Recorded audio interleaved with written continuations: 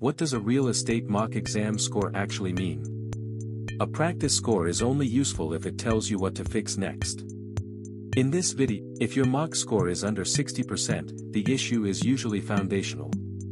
You are still missing the rule itself, not just making small careless mistakes. A score in the 60s usually means partial readiness.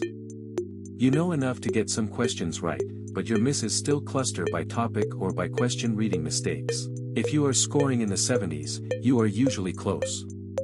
The issue is often state-specific law, timing discipline, or overthinking. At 80% and above, the job changes. You are usually protecting readiness, not rebuilding it. That means keeping the same routine. After each mock exam, sort your wrong answers into buckets: concept miss, question reading miss, math miss, and state law miss if needed. That is what. If you want better score feedback, use a prep stack that includes practice questions, timed mock exams, analytics, and a smart wrong book.